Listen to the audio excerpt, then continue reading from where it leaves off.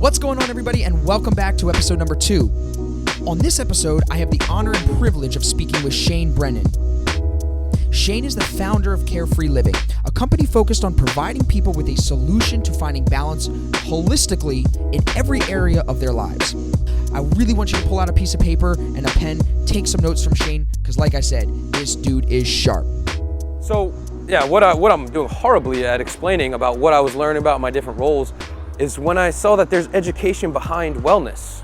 Okay. There's education behind wellness, and Wellness in the sense physical, mental, everything. wellness that, has branches that is physical wellness, psychological wellness, social wellness, spiritual wellness, everything. Social wellness, environmental wellness. Humanistic wellness, you could call it. Like everything about being a human being. Yeah, being well is not just one thing. Absolutely. I can find the most jacked dude and he could be depressed. It means nothing. In fact, I was arguably in some of the best shape of my life when I felt the worst. And it just shows that when you're not balanced, that's where the balance comes in. You balance yourself across this wellness platform. And I started getting more experimental with that, like going to yoga and starting to become more mindful. And everything kept making more sense to me. I was reading more, just trying to learn the intellectual wellness. I wanted to learn how to be a scientist. That's why I wanted to go to grad school. And that's why I want to continue my education. It's a curse. The more you find out about stuff, the less you realize you know about stuff, Isn't it? First thing that I think is interesting, and I know you probably don't think I'm going to go here first, talk to me in 3 sentences about environmental balance. You are a product of your environment. If your environment's negative, you will become negative. If your environment's positive, you will become positive. I love it. Talk to me about spiritual balance. That's where you see yourself, in more of a metaphysical state and a metaphysical perspective on things and provide faith for yourself. What does that do for you, though? And hey, this is coming from someone who's meditation, a couple of years ago. For sure.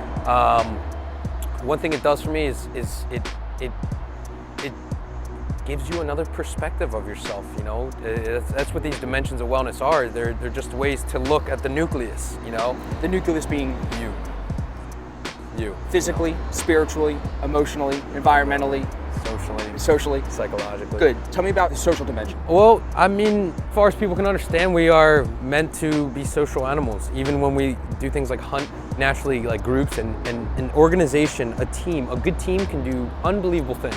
As you see in sports, businesses, a good team is what can make changes. And even the compulsion of needing a mate. Like everyone's always looking for somebody else, you actually can't have kids without a good team. Right. So there's always got to be. What's the saying? It takes 2 to tango. Is pretty much the slogan for that dimension there.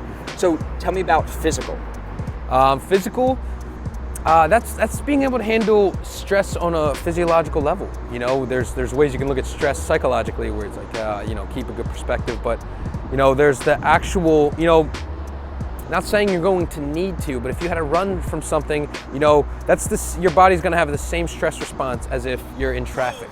Okay. And you're like, that's incredible. Oh my God. No one looks at it the same way like that, though. Oh, well, see, that's why I'm not speaking out of my butt. I actually look to learn these things, and I want to get my master's in it, and I want to get my doctorate. At least to others, it shows that I see this, through life where I'm like, what, that makes sense.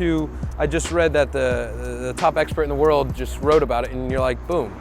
Human behavior interests you a lot, doesn't it? Oh, dude, awesome. Me too. Because if in subjects to school, that's the most I can use to just live my life. Exactly. So talk to me about the educational, psychological side of the balance.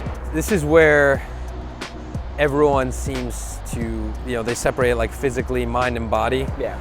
But the psychological is more of an emotional awareness, also a perspective, psychological perspective of yourself, where how you are, your personality, you understand what you are in relation to others and where your mind are, where your emotions are, how you'll react to things. A key word is emotions, and that awareness that you can kind of bestow upon yourself and be like, you know what, I shouldn't be around this person. Could you call it even emotional IQ, something like that? Maybe a lot absolutely. Of people talk about That's a great self-awareness. And how much your cognitive labor comes into play. How in tune are you with intuition? Things like that, right? Exactly. So now, let me try to piece it all together here. So when you find balance in all 6 of these dimensions in your life, you're able to not only shift the universe like we've been talking about all day to attract your wants and needs. Right, so you're not gonna just shift that, but I also have found that just improving one of those areas of the 6 will almost kickstart the other areas. Absolutely.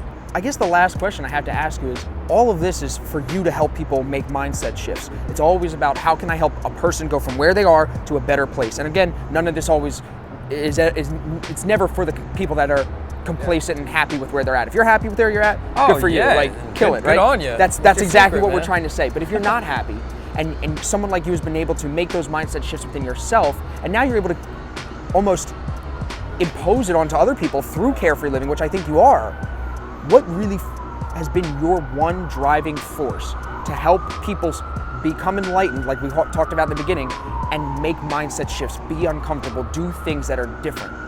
What made you take all of those steps? Because you went through this whole thing, whether I use all the information we talked about or not, you've told me that you went from like literally the lowest point to where you are now, which is so far from it, which is so incredible.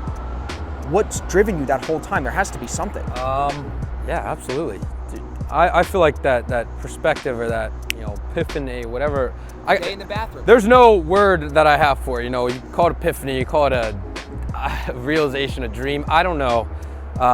Understanding. That is what is one of the most valuable things that I have, and I want to help people by giving that. That's where I see the most value. So. It's, I couldn't like sell cars because I don't see much value in that to people, to be honest. Oh, could you dupe them into selling? I don't know. I want to, it makes me feel best to give them that which I feel most important. That's what I feel is most important. So it could be batshit crazy to others, but for me, that's what I want to do. And that's what I want to do. So my life is, my days are going to consist of getting mine, which also includes spreading it to others. So I want it to be self-sustaining. That's awesome. Good answer. Good ending. Good answer. I want it to be mine, and I want to give it to everybody else. Yeah. I love that.